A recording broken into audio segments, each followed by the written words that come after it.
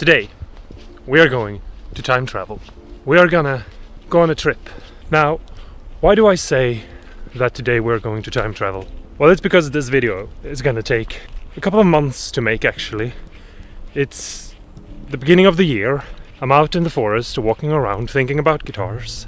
I'm thinking about wood. I'm thinking about the trees around me and how long it's taken them to grow. For example, look at this tree right here. Now, this isn't a very slow growing tree or anything like that, but it takes a long time for it to grow. It's been here before I was born. And unless something's, happens, it's probably gonna be here when after I'm dead. And that's just, a poplar or something. It's like nothing special. It's special because it's old. But there are trees that grow a lot slower. There are some trees, crazy how long it takes for them to grow. And we cut them down and we make guitars out of them, which I actually think is perfectly fine, because what we're doing is we're making them into something awesome, something creative and beautiful that is gonna make life worth living, because there is nothing as beautiful and pure and just magical as music. And so I think it's okay. I don't think it's okay to waste wood. I feel like if you cut a tree down, make a couple of guitars and then use the scraps to make something else. Anyway, forgive me for rambling. This is not really what the video is about. It's just a general thing I've been thinking about. Because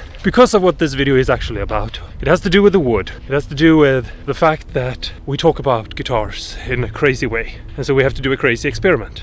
As someone who builds guitars and makes new guitars, talking about old guitars can sometimes feel maybe a little bit hurtful, actually, when people are like, oh well, it's not as good as an old Stratocaster from the 60s. And I've played some guitars from the 60s, and I've never felt like anyone's made a guitar from the 60s that is better than mine. I mean, most likely that's true. There are probably guitars from the 60s that are better than the guitars I've made. I am in no way a special guitar builder or anything like that. I mean, I think my guitars are special, but that's because they're handmade and they're unique. There's only one of them. But I don't imagine it being, different than anyone else that makes guitars by hand, and they're all unique, Anyway, let's assume that old guitars are better. Just for a minute, let's just pretend like that is true, even though there is definitely more you could say about that. What makes a vintage guitar better? Well, the way I see it, there are two things that could be the case that are valid. Then there could obviously be like individual spec things, like, oh, they really got a really special piece of wood that had, the oils inside of the wood had crystallized in a way that was just perfect, or something that made this guitar resonate or something. But let's not go into weird details that I don't even am sure would ever really matter. I mean, I've built enough guitars to say that there is no real magic behind them. If you do a good job, you do a good job. If you do a bad job, you do a bad job. Obviously, I do believe that the wood does matter, but I don't think it matters in that weird voodoo way. But the way I see it, there are two things. And the first thing is that the body, the wood, the neck, the wood has been allowed extra time to dry. When I make my guitars, I either buy wood or I cut it down myself. And if I buy wood, it's been dried for, depending on what kind of wood it is, a couple of months or maybe a year or so.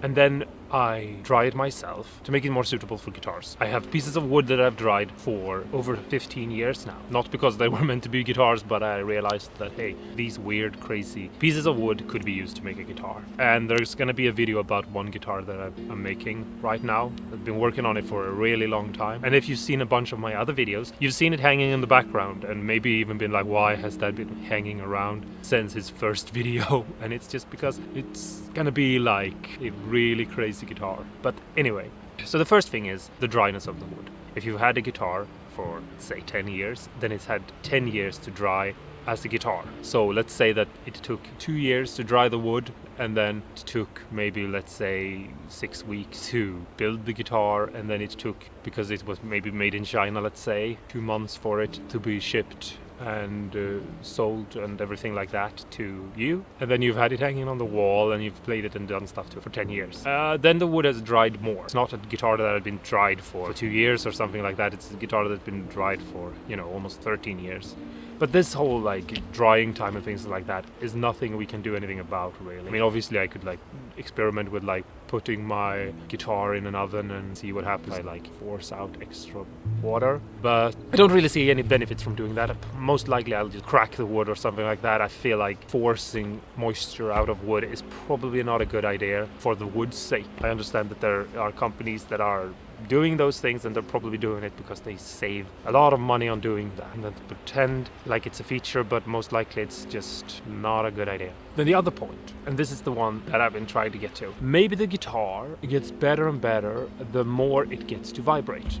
Which means that, like, the more you play the guitar, the better it gets. I get this idea from Stradivari's violin. Maybe the reason why people think they're good isn't because they were special and made by someone that were like descendant of a god or some silly thing.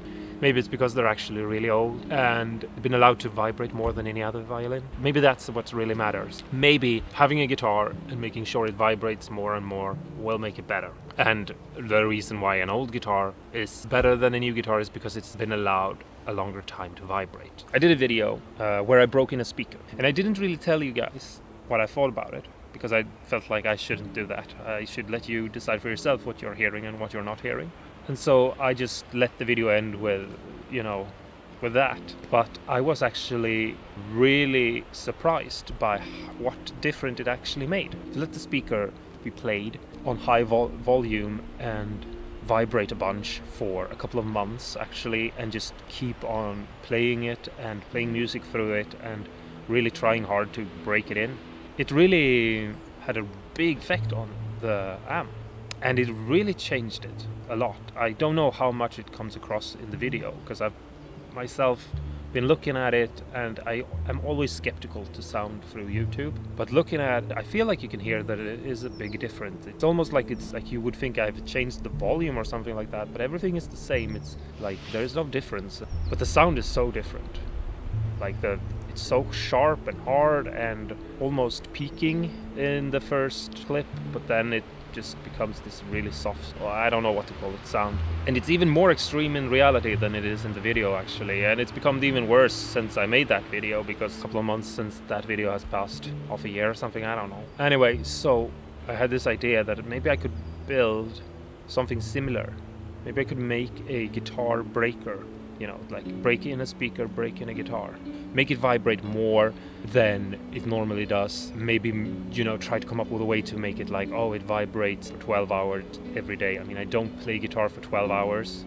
I wish I could do that, but I can't. Both probably physically, I would need breaks and stuff like that, but also I don't have time for that. I have sadly other things I have to do. But also, it would be cool if I could maybe make it vibrate more than it would do. So maybe like a year for every hour or something like that, so that like the guitar will vibrate in a month, 10 years or something, like, I don't know.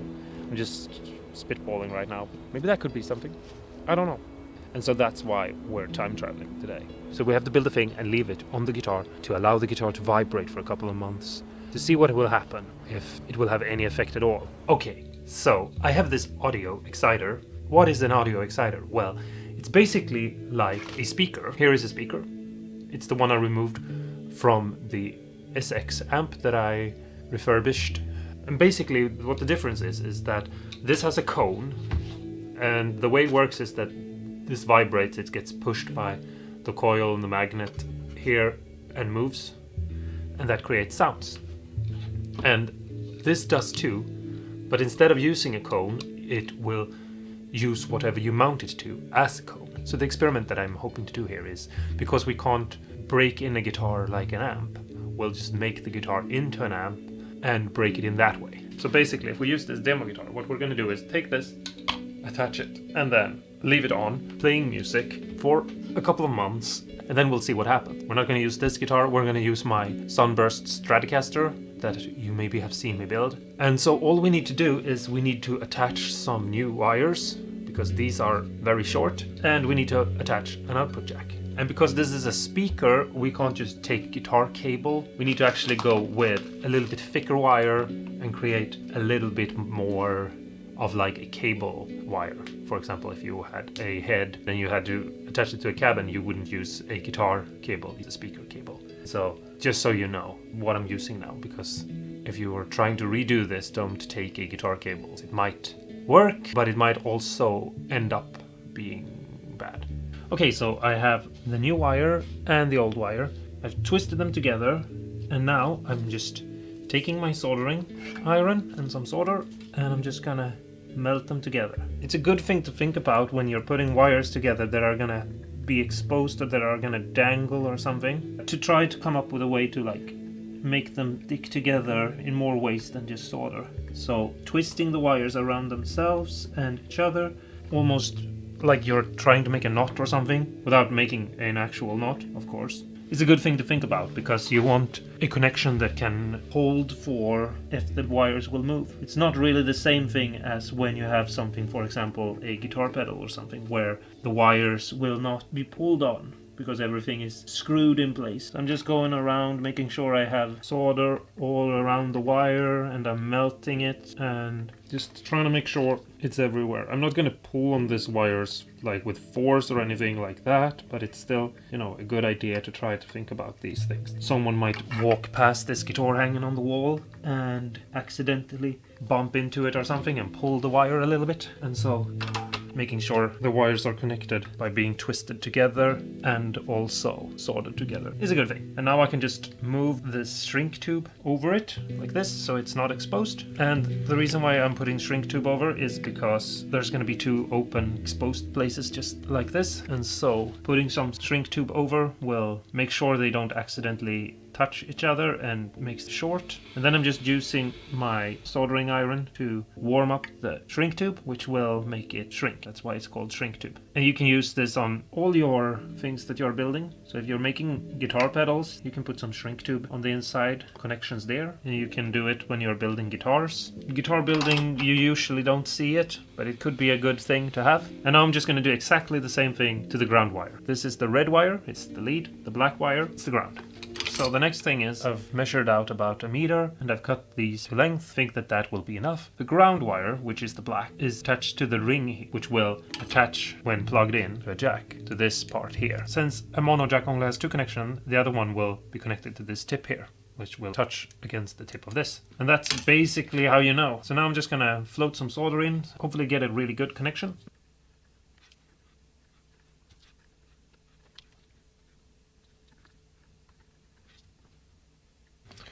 And now, as you can see, they are connected. And because this is going to be a little bit exposed and things like that, I'm going to push some of this shrinking tube over it, if I can get it to do as I want it to. It's a little bit fiddly. And then I can just, when the wires are covered, I can just heat up so that it shrinks. And if you're asking, like, is it important that it shrinks? In some way, yes, because you want it to stay put. But no, it's not important that it's, like, so tight that you can't get it off or anything like that. You just basically just need it to make sure that, you know, like a ground and a lead connection or something like that doesn't touch each other. Okay, so here it is. And as you can see, there's a long wire. And what I'm going to do is I'm going to twist it around like this and try to keep it like this all the way down, and that's because it will probably make it less noisy. It's not that important in this case because we're not going to use this to try to make good music or anything. We just want to start vibrations. If you buy a nicer quality one than this one, this is just like the cheapest one I could find on Amazon. I wouldn't probably recommend it if you're going to use it for like music quality wise. This is just for like crazy experiments. I have some more experiments with this one coming up later, so yes. Anyway, what we're gonna do now is we're gonna put double-sided tape on this side and stick it to the guitar. So let's go and do that, okay? Awesome. Okay, so here's the guitar, and the audio is attached to it, and I'm gonna start playing music through it now. And I'm just gonna leave the guitar like this for 2 months, and we'll see what happens. So I'll be right back. Okay, so the thing is on the guitar and now it's playing and it's doing its thing, and we're just gonna time travel to the future and see what happens. Play the guitar, do a comparison, you know, all of that.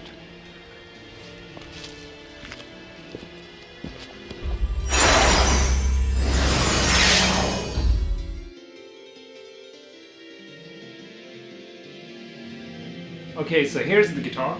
I've removed the speaker from it and the experiment is over. I've recorded a before and after track just like you normally probably would do, and I have to say it feels like there is some difference actually. It feels like the guitar is louder now than it was before. I don't know if that's true. It's been 2 months since I last played this guitar, so maybe I just remember it as being quieter. I also feel like it's more, I don't really know what to call it, like defined or something. Like the notes stick out a little bit more than they used to do. Again, this is just the way I feel about it when I play the guitar. I don't remember it sounding the way it does. When I listen back to the recording, which you are going to do soon, I don't feel like there is that big of a difference, if there is any at all. I'm thinking that maybe I should have left the guitar on even louder volume. The guitar vibrated, I checked on it, it vibrated more than it does when I play it, so I had the speaker make it vibrate more. But maybe it has to be left for a year or something. I don't know. 2 months is maybe just too short of a time. I don't actually know.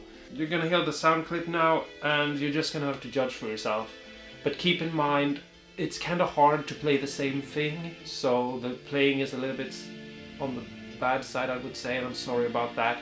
I didn't realize that I should have thought more about what I played before I did the sampling. So think more about like the way the sound is than the actual playing of the sounds. But anyway, here are the clips. I've done a clip of before I started the project, then 1 month in, and then 2 months, which is today when I've taken everything off the guitar. If you wouldn't mind liking and subscribing and sharing this video with other people that you think might find it interesting with sound experiments, I would very much appreciate it. You don't have to subscribe if you don't wanna, but I would like you to. It would be awesome if you did. And if you want to talk to me in the comments below, maybe you've done your own experiments, I'd like to talk about these things. It's just an experiment, it's just for fun. It's not scientific. I didn't want this to be scientific, I just wanted it to see if anything happened. I know that there are like instruments that I could use to measure these things out. I'm well aware that like this is not scientific. It's not supposed to be scientific. I feel like if you have to use devices to measure the frequencies of the guitar, then it's not worth doing this. It has to be something that you can actually hear. You have to be like, okay, I listen to these things and there is a difference. I can hear the difference. If it's not like that and it's just like a theoretical thing, then I'm not really interested in it, because the whole thing is to make a guitar sound better. And I don't think that it does. When I listen to the clips, there is really no difference. And when I listen to it on my computer, the sound quality is better than it's going to be on YouTube. And so on YouTube, it's going to be less of a change. I think that this was a fun little experiment. And I think that maybe if I left the guitar vibrate like this for 10 years, it might have an effect. But I think that 2 months are just too little. So here are the sound clips. I hope you enjoy them. Be kind to me in the comments below. I'm not the greatest guitar player of all time. Anyway, stay awesome and cool, and maybe go play the guitar. If you have a Strat, play the Strat, and let me know in the comments below what you're thinking about, even if it has to do with journals.